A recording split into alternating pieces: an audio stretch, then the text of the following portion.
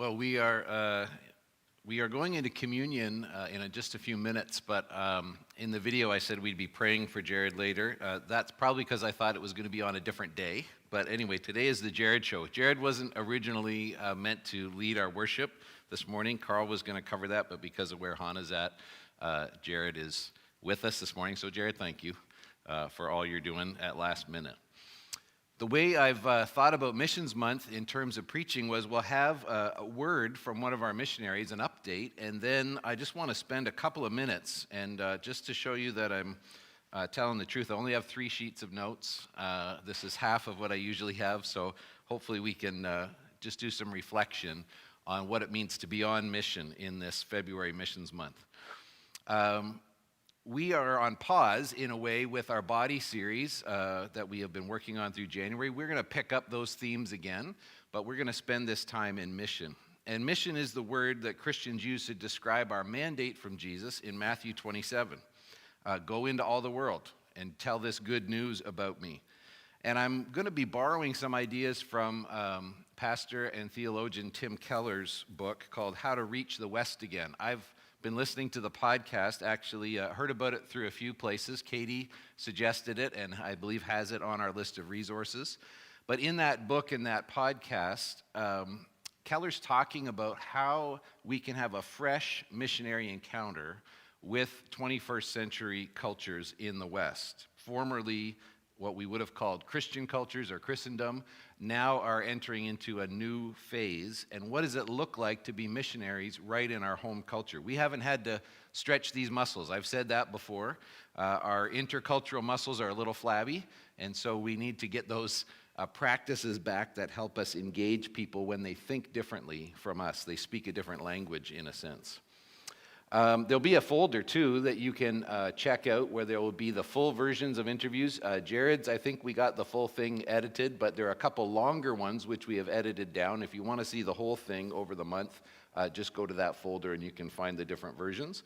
And I'll also be putting some resources in there if you want to dig a little deeper into some of these ideas. I think these kind of questions about how we have a fresh encounter with our culture are going to be a lot about what we need to think about vision as a church this year.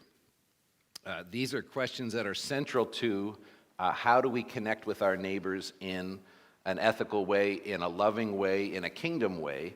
And so as we do this, I hope you're kind of storing some of these principles away, because they're going to affect how we even process questions about what do we do with our building, or who are we reaching out to, or who are our neighbors. So I think this is some more foundational stuff for us in this year.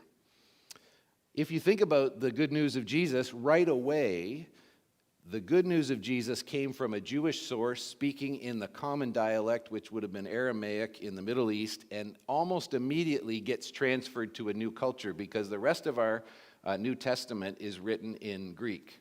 So Jesus came and he preached and he taught and he spoke Hebrew and Aramaic, but then almost immediately the documents that transferred that message were already being translated into the common market language of Koine Greek. And so early Christians, right from the get-go, are thinking about mission and how do you engage people who are different from you. And that's really, the Acts and the epistles are really about that story. How was the young church wrestling with what it meant to follow Jesus if you weren't Jewish? And how does that play out in new cultural situations? So when Jared was speaking this morning, you may say, well, he's working with kids in Toronto. They speak the same language as us. Well, do they? I think there's probably a youth culture and a youth perspective that you have to know as a missionary to youth. And so Jared is really on the front lines of that mission field. And I want us to just look at a couple of verses in the book of Titus, the epistle to Titus, that talks about being shepherds. It's a book written so that Titus would know how to pastor these young churches that were actually on the island of Crete. So let me just read 8 verses from Titus chapter 2. I'm going to read verses 1 to 8. As for you, Titus, promote the kind of living that reflects wholesome teaching. Teach the older men to exercise self-control, to be worthy of respect, and to live wisely. They must have sound faith and be filled with love and patience. Similarly, teach the older women to live in a way that honors God. They must not slander others or be heavy drinkers. Instead, they should teach others what is good. These older women must train the younger women to love their husbands and their children, to live wisely and be pure, to work in their homes, to do good, and to be submissive to their husbands. Then they will not bring shame on the word of God. In the same way, encourage the young men to live wisely. And you yourself must be an example to them by doing good works of every kind. Let everything you do reflect the integrity and seriousness of your teaching. Teach the truth so that your teaching can't be criticized, and those who oppose us will be ashamed and have nothing bad to say about us. Paul's writing to one of his young proteges, this young pastor Titus. He calls him my true son in the faith in chapter 1. And he's leading a new church in a kind of hostile environment. He's on the island of Crete. Christianity is brand new, and he's setting up leaders in each of these churches in the various towns. And so I really just want to pull out a couple of principles for us this morning about youth culture and engaging youth with the message of Jesus. And I want to think about this as youth culture beginning in the church and resonating outward from the church. And so the first principle I see in this passage is that faith transmission is the same as character formation. I'll say that again. Faith transmission is the same as character formation. The verbs in this passage, teach comes up 3 times, train, encourage, be an example, reflect integrity. I'm going to say those again. Teach 3 times, train, encourage, be an example, reflect integrity. It's always been a challenge for every generation to communicate the basics of the Christian faith from generation to generation. And we've been maybe less purposeful about it in forming Christian character in our kids and our young adults. It's been tried in various ways over the generations, over thousands of years. But there's kind of been an emphasis that shifted in the last 50 to 100 years where we've talked a lot about Christian parenting. And I think it's good to understand your role as a Christian parent. But I want you to notice that in the early church, Paul here does not address Titus and say, make sure the parents are teaching their kids at home.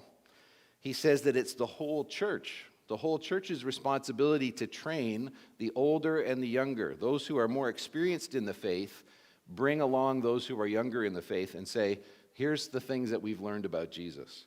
And so a question that I think that we need to ask as a church, both as RCC and the wider church, is the separation of age groups serving the goals of faith transmission? For a long time, we've thought about Sunday school or kids ministry, junior high, senior high, young adults. But are those things actually producing the result that we want? In some cases, yes, but not in every case. And how can intergenerational opportunities for mentorship, as Paul describes here, training, encouraging, being an example, reflecting integrity, older to younger, how could those things be expanded and developed?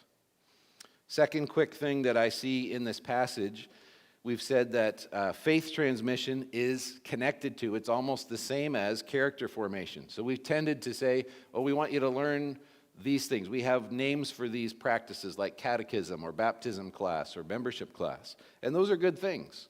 But they tend to focus on the content of what we believe. You can't really help someone learn a new way of life in a 2-hour class. You can't really teach kids about how to live for Jesus in 1 hour a week, even in Sunday school. So when Paul is talking to Titus, he's really saying, keep your teaching and your lifestyle connected. It's going to have to be a holistic kind of learning. It's not just ideas and beliefs, but a way of life. Practical goodness in the daily spheres of life. So the second thing is that character formation leads to missional witness. Character formation leads to missional witness.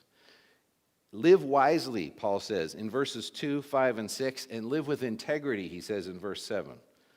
My prophet seminary used to say, we need to out-virtue the pagans. That was the way the early church approached life. We can do life in a way that actually shows the pagans their virtues. So that in the ancient world, there were things that were thought of as good, truth-telling and integrity and growing and expanding your possibilities as human beings, honoring different different structures within the society.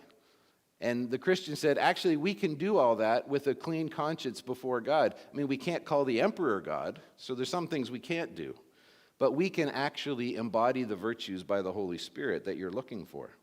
So this is what Paul is talking about when in verse 5 he says, don't bring shame on the word of God. Or he says, those who oppose us will be ashamed and have nothing bad to say about us, if our lives actually reflect this kingdom values that Jesus spoke about.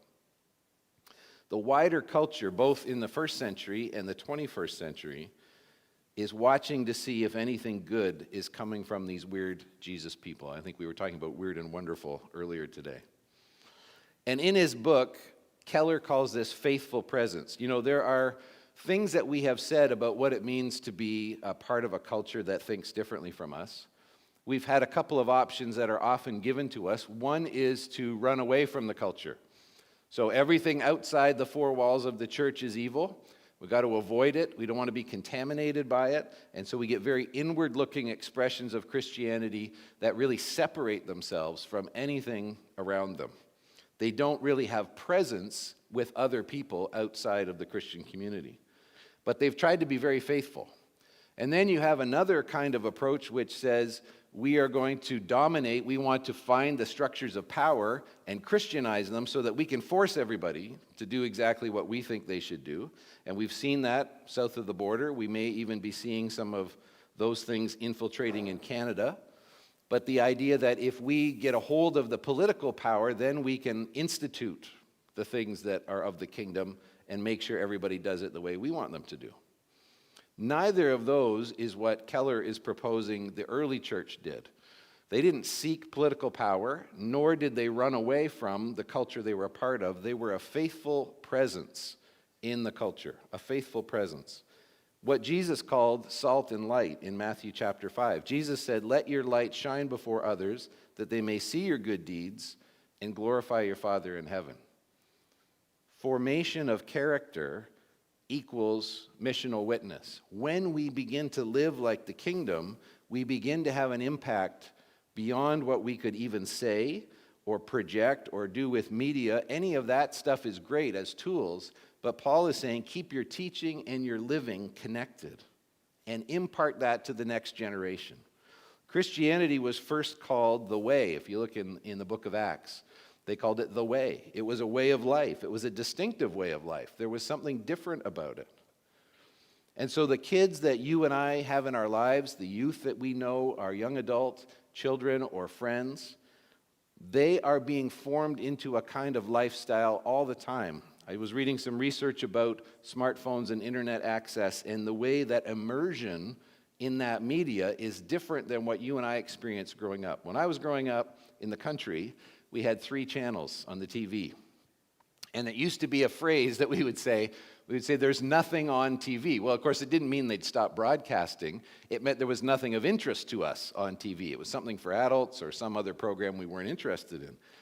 When you think about the internet and 24/7 connection to the internet, something is always on. There's never a lack of content. There's never any downtime. And so when people have been looking at youth culture recently from a Christian perspective, they're saying that access to the formational messages of the culture is constant. Is 30 minutes of Sunday school or a couple of hours with the youth group going to be effective in that cultural stew that we live in? It's going to be hard to compete with that level of influence.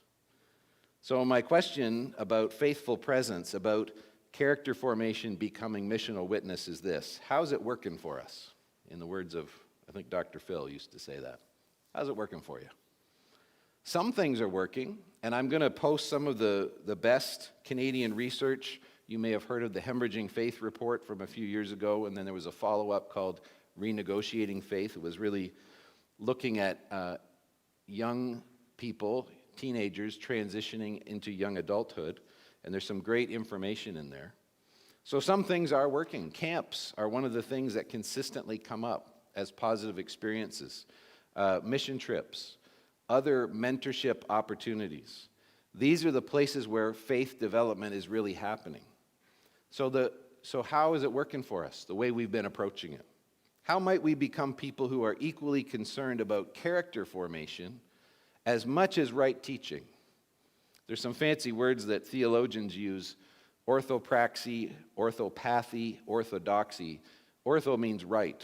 So right practice, the way we live, right passions or right feeling, the things we love, and right teaching. We've often been really focused on right teaching without this other piece. And Paul says to Titus, let the things you teach and the way you live join up. So how do we do that in our own lives, and how do we pass that on to the next generation? Where and how will we find FaceTime? I don't mean Apple's FaceTime. I mean actual face-to-face. And we were saying, okay, COVID, it's really tough to get face-to-face time. Agreed. But what about the future?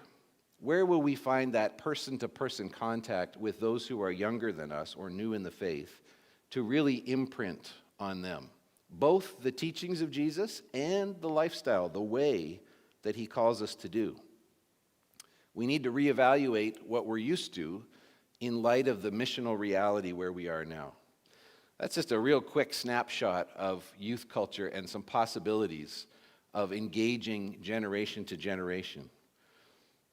The model here in the early church that Paul talks about was really about wisdom, that whole idea of living wisely. So how do you transmit a way of life to the next generation? How might God be calling RCC to focus on that in our place and time? That's our questions for reflection this morning when we think about the mission field of youth, right in our own congregation and beyond our congregation. This morning, we have the opportunity to be reminded of who Jesus is and the life that he's calling us to. And so I've invited Sophie to come and lead us in communion.